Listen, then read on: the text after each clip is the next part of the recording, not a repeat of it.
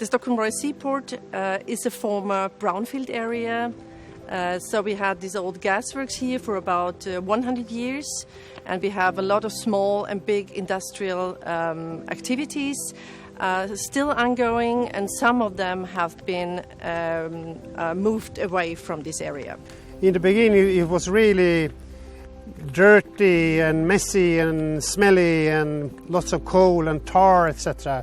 The people that worked here were really hardcore workers. They were like a really dirty job. It was really tough work for them. Trains coming, loading coal, ships coming, loading coal, people really manhandling coal. So we had a famous architect in Sweden that drew most of the houses here. His name was Ferdinand Boberg.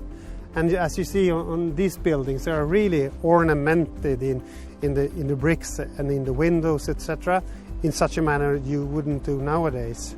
So they put a lot of effort in highlighting the importance of the gaswork, which is now one of the reasons that we need to keep it, need to show for coming generations the value of it. So it's like a manifesto of industrial findings. The hardest thing has been getting the plans approved, to really showing that Stockholm means well regarding developing this place, the gaswork area, even though it's close to the National City Park, and even though the gaswork area holds such a huge amount of industrial history in it. So we need to be really wise to have enough new building being put up and enough new houses being able to be built. So we are transforming the gas holder into a stage. We're using all the empty space into building a stage for arts and music and festivals for 1,700 people. So building a house inside the old roundhouse, and the other, a bit smaller gas holders being transformed into a hotel with 100 rooms.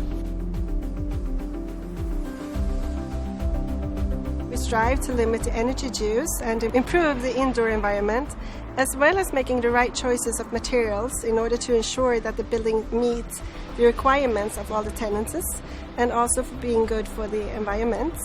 And the buildings that we've already finished have good energy performances today, and they meet the Stockholm City's requirements for energy consumption with a good margin. Much of the material is unfortunately contaminated and can therefore not be reused, but facades and trusses are all kept and reused, which means that we can keep the unique character of the area. Bricks are of course reused, both for repairing the exterior, but also for details in the interior design. And when possible, our ambition, and also the antiquarian requirements, is to reuse, for example, all the doors, some stairs, and other certain furnishing.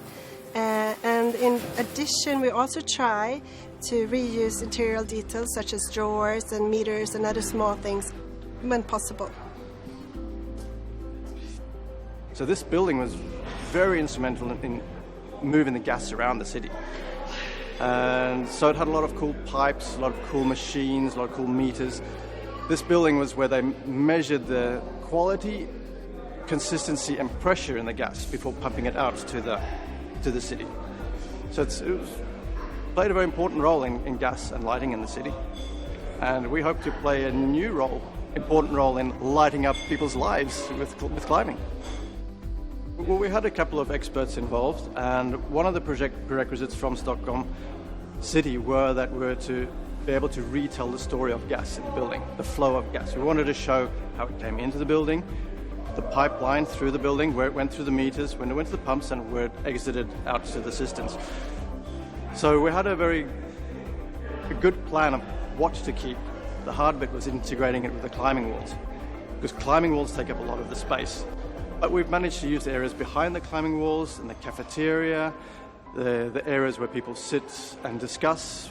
We've kept a lot of the old details. We thought it was pretty cool. I mean, this machinery here from the 50s, that is in perfect condition still. We cleaned it up, left it untouched, and now people can walk around it and be part of this old industrial age from the 50s.